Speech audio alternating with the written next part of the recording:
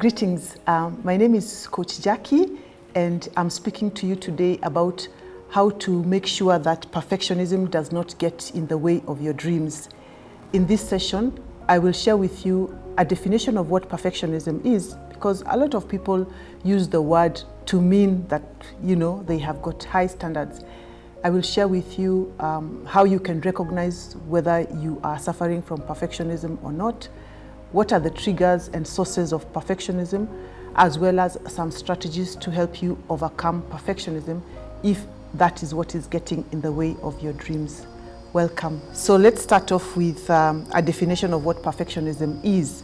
Maybe the best way to do that is to give you an example. So you are probably familiar with, marathons. I think a marathon is about 42 kilometers length.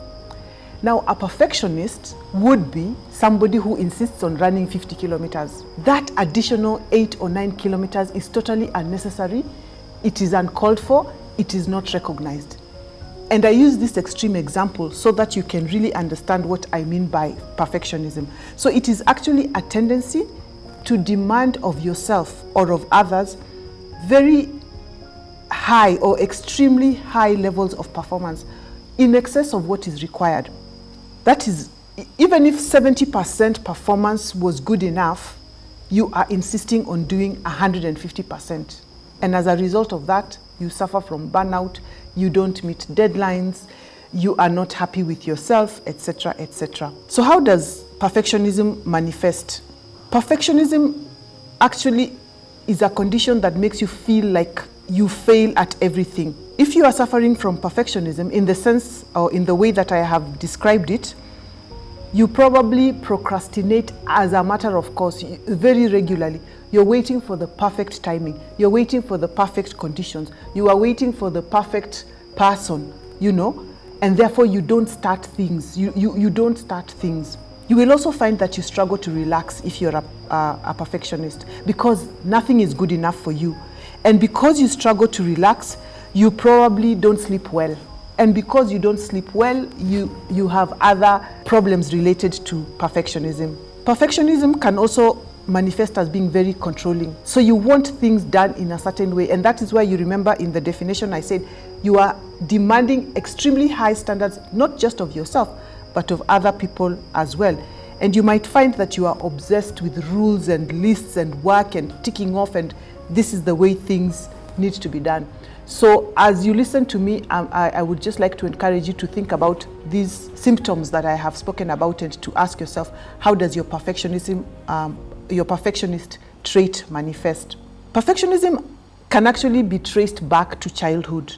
If you had rigid parents with very high expectations, who are highly critical, who shamed you, or who are abusive, this could be the root of that perfectionist trait in you. But on the other hand, if you also had carers who praised you excessively, they might have gotten you to a point where you depend on reassurance, and this can lead to perfectionist tendencies. You might also be a perfectionist because you have got low self-esteem, so you really believe that the only way that people will value you is if you do things perfectly.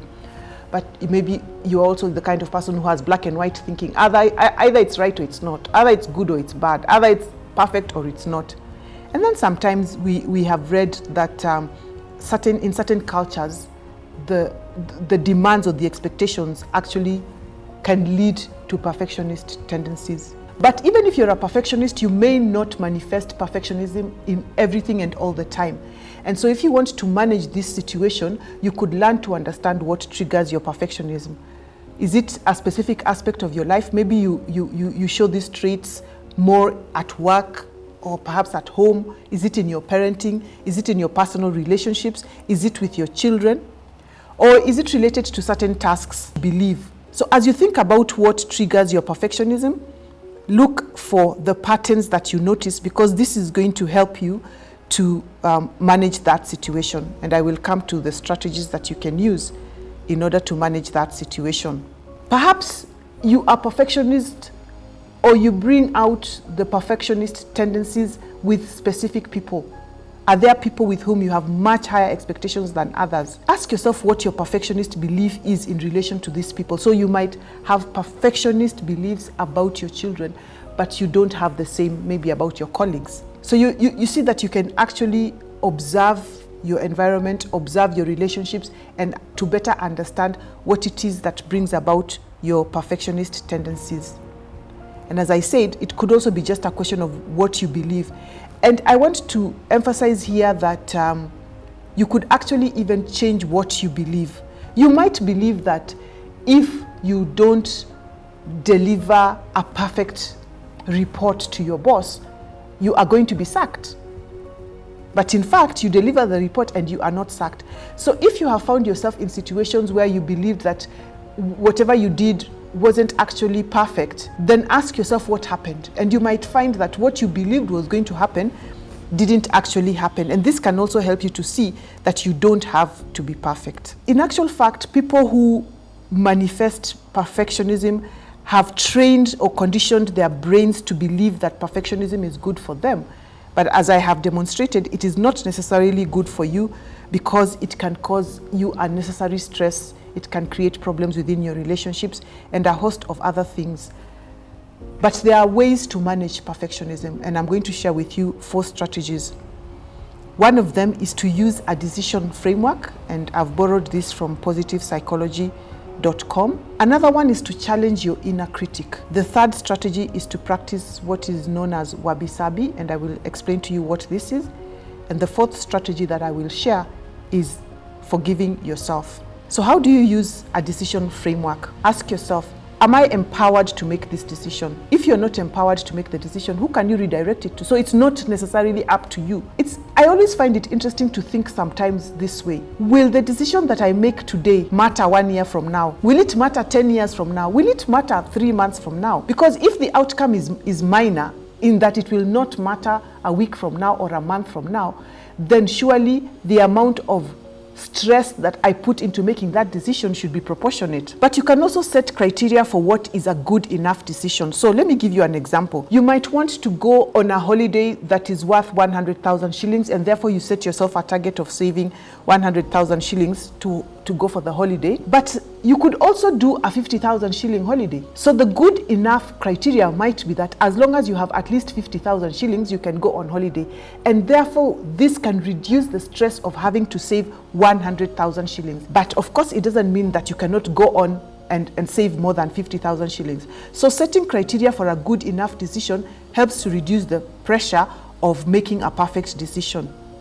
Give yourself a timeline or a deadline for making that good enough decision, and find out or ask yourself whether you need to revisit that decision. So if you decide that 50,000 shillings is good enough, might you have to revisit that decision? Maybe yes, maybe not, but you will very often find that you don't even have to revisit that decision. So having a decision framework can take the pressure out of wanting to make a perfect decision. The second strategy that I mentioned is wabi-sabi. So this is a Japanese term that refers to the appreciation of the imperfection, the beauty of imperfection. Yeah, and I understand that this is something that was first manifested in a situation where somebody broke a tea ball, and then sent it to be repaired. But of course, if you break something and maybe you glue it together, it doesn't look as nice as it looked before. And so the owner of that tea ball was actually not very happy. But wabi-sabi really just says that even if you have to put something together, you can see the beauty in it. Perhaps the beauty will just come from the story that you tell about how it broke and how you put it together. But then wabi-sabi also really draws from nature. If you take some time to look at maybe a bush of flowers, or even just one particular flower, you might notice that the petals are not exactly the same size. You might find that there are certain petals that have been bitten by an insect, so they have holes. You might find that one flower has got 8 petals and another one has got 7. Even nature is not perfect. So taking this approach with things will help you to understand that you don't have to be perfect, because even nature is not perfect. And this can actually help you to develop compassion for yourself and for others. The third strategy is to challenge your inner critic. So every time that voice comes to tell you that this is not good enough, stop yourself and remind yourself that it is a voice in your head that is telling you this. But then ask yourself, what do you really want for yourself in that moment? Sometimes that inner critic might be the voice of somebody who took care of you in your youth, or somebody who, perhaps a teacher who taught you, or perhaps a friend that is always criticizing you. You can actually learn to recognize when this inner voice is telling you that you are not good enough, and then to stop it. This is something that takes practice, and science tells us that when we are young, we rely more on what they call the survivor brain. So this is the part of the brain that is tasked with physical survival and has the fight or flight response to danger. So either I win or I lose. And this part of the brain is highly attuned to danger. But as you grow older, you find that those dangers actually reduce. But because you have used that part of the brain for a long time, it is the stronger part of the brain, and so it kicks in most situations. So you can actually learn to develop the part of your brain that allows you to thrive. This is where you stop yourself and just don't react to situations, but think about the outcome that you want, and therefore act in a deliberate manner. So you're not just reacting, but you're actually thinking about whatever it is that you want. So, and just to give you an example, there's a very big difference between thinking I am ugly and stupid, I'm an idiot, I'm no good, and thinking my inner critic thinks I'm ugly and stupid. Yeah? And so this is what I mean when I say challenge your inner critic and recognize your inner critic when it comes to tell you all those things, because then you can separate yourself from the inner critic and choose to do things in a different way. And the final strategy that I have suggested is forgiving yourself. So remember that self-forgiveness is actually an act of strength. To do this, you need to recognize that actually, because you're human, you are flawed. You're not perfect, whether you like it or not. And there is not a single person in the world who has never ever made a mistake. So recognizing that mistakes are part of human nature will help you to accept that even you can make mistakes, and you will make mistakes over and over again. Self-forgiveness does not need to occur in a moral context, but it can be used for self-improvement. So you can make an error, but then you can tell yourself, okay, yes, so I made a mistake, I didn't add up those numbers properly, I didn't hold my body in the right way so that I could, score that penalty. But then what you do about it is you implement strategies to make sure that the next time you will not make the same mistake, and forgive yourself for that error so that you can learn from the error rather than beating yourself up about it. You may also need to forgive the person that has hurt you, or the person that makes you feel small or inadequate. And when I talk about forgiving the other person, I don't mean accepting or tolerating things that you really shouldn't tolerate, but it is really just letting go of that situation so that it doesn't come back to haunt you over and over again. So in addition to forgiving yourself, you can also forgive other people who have hurt you, and this is going to help you to overcome this tendency of perfectionism, especially where it emanates from a feeling of low self-esteem.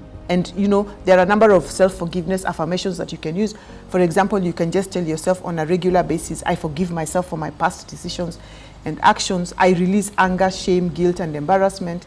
I trust myself to learn from this and build a better future. So you can actually use those affirmations to help you forgive yourself. Before I finish, I just want to come back to the beliefs that lead people to perfectionist tendencies. One of those beliefs is, that black and white. Everything is either right or wrong. Everything is either good or bad. Either I win or I lose. The truth of the matter is there are so many shades of gray in between. And allowing yourself to accept that there are many shades of gray in between will help you to let go of perfectionist tendencies. Go for 70% rather than 120%, And remember the 80-20 rule. 80% of your profits, for example, probably come from 20% of your customers. So don't force yourself to put exactly the same amount of effort in all 100 customers, you can put in more effort in the 20% because you know they're going to give you the 80% profit. Learn to celebrate even small wins. So don't wait until you have saved the 100,000 to celebrate. Once you hit the first milestone, which might be 20,000, you can celebrate. Separate must have from good to have. Very often we talk about must when we just mean, good to have. Ask for positive feedback. Ask people to explain to you how are you doing as you go along. If you're working on a project, don't wait until you get to the end of the project to ask for feedback. Ask for feedback as you go along so that you can make corrections as you go along. And finally, set realistic goals. And I'm going to talk about how you can set goals that you can achieve in another video. Setting realistic goals also helps you to manage this situation of wanting to be perfect, because realistic goals are actually goals that you can achieve. If you set goals that are not realistic, you won't achieve them, and then you will beat yourself up and say that you are not able to achieve your goals. So let me just summarize what I spoke about in this video. I was just talking about how to stop perfectionism from getting in the way of your dreams. I talked about how to recognize perfectionist tendencies, where these come from, and I shared with you 4 strategies to overcome these perfectionist tendencies: using a decision framework, challenging your inner critic, practicing wabi-sabi, which is the acceptance of imperfection, and forgiving yourself. This is Coach Jaki. Thank you very much.